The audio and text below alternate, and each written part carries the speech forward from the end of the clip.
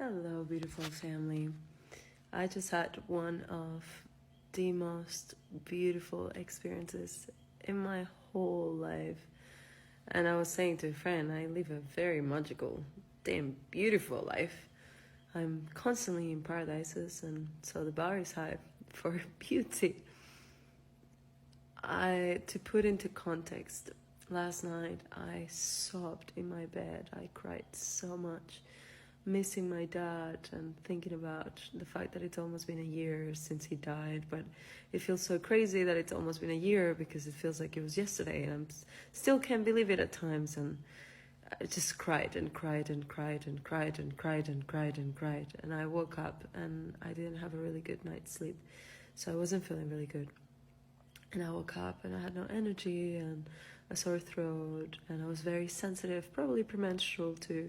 And I started to feel very sensitive about other things. And then I cried for a good amount of time in the morning about something else. And then I had a clearing conversation with someone dear to my heart.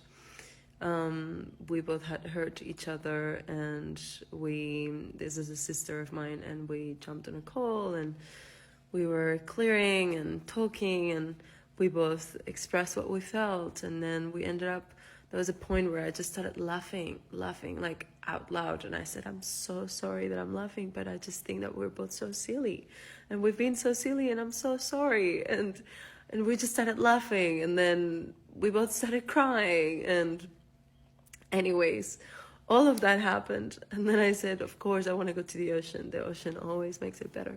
So I went for a surf. Unexpectedly, that turned into a 3-hour surf, 3 or so, at sunset. And it was surreal.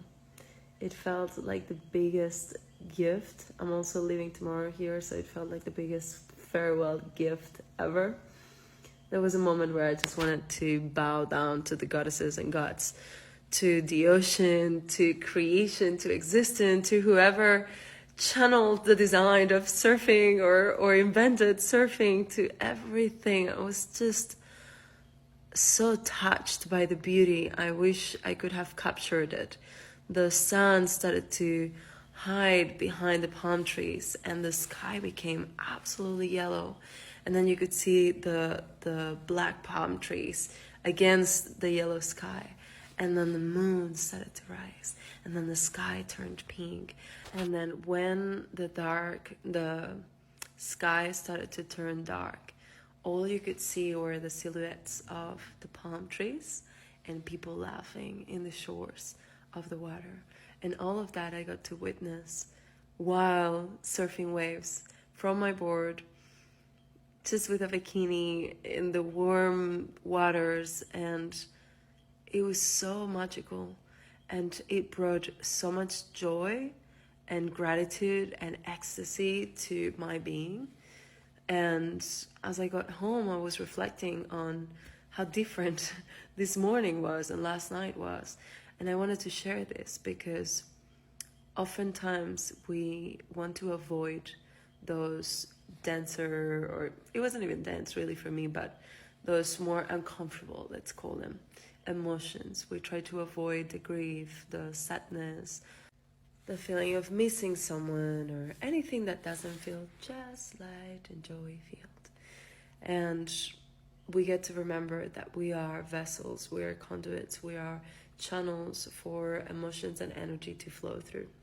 And when we are blocking certain emotions because we deem them as bad or uncomfortable or intense or whatever story, we're also blocking the experiences that we do seek to have.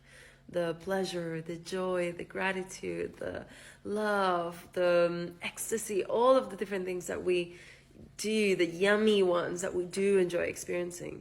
And avoiding the uncomfortable feelings is also forgetting that they're only uncomfortable while we try to avoid them. There's nothing uncomfortable about sadness or grief when you're in it.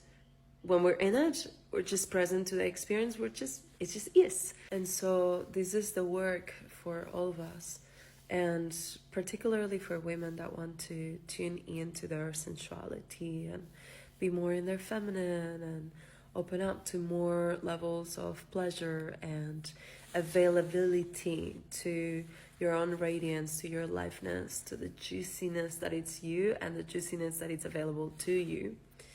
The work is to resensitize yourself.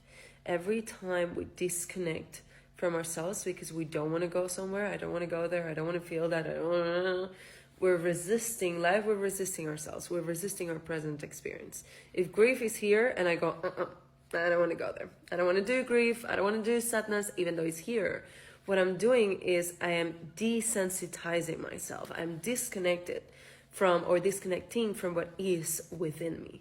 And so the work is to stop desensitizing ourselves, but it's also the work of resensitizing ourselves. And I might be making that word up, but we're going to use it for the context of this conversation because it works so well.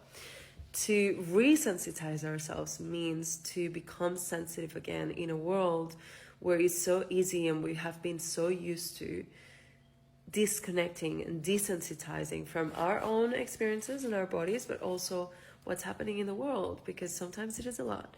So we learn to disconnect, and the job, this journey, is about resensitizing ourselves so that we can become not only available to the things that we've been avoiding, such as grief or sadness or rage and all of that, but in turn, so that we can become more sensitive again to the yummy things as well. For example, becoming more sensitive to pleasure once again, to fully be able to experience pleasure.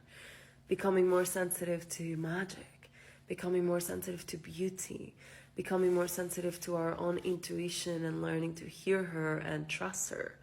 Becoming more sensitive to inspiration and creativity. Becoming more sensitive to joy and laughter and bliss. Becoming more sensitive so that through this sensitivity we can experience the full range of emotions that is available and experiences that is available to us. Sensuality is not just about looking sexy or doing the thing, but it's about really being able to take life on fully. And I would actually say it's not even about taking life on, but fully letting life take us. It's fully becoming so available to life that we're just a yummy yes. Grief is here, okay, let's do it. Sadness is here, okay, let's be with it. Rage is here, let's fucking go. Pleasure is here, okay. Magic is here, amazing. Intuition is here, okay, I'm listening. Like we just become a yes.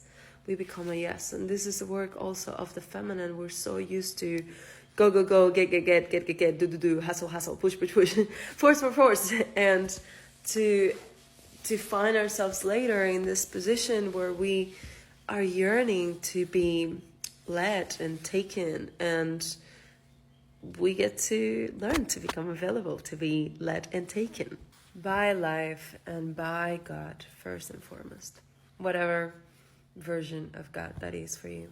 So this is my loving reminder, my loving invitation that out of everything you can possibly do, learning to come home to yourself fully, become a safe space for energy to land, and learning to be a yes to yourself and to life more fully is the biggest gift you can give to yourself. And on that note, I have a gift for some of you that may be resonating with this. So if you do, direct message me the word sensual, and my team will send you something very soon.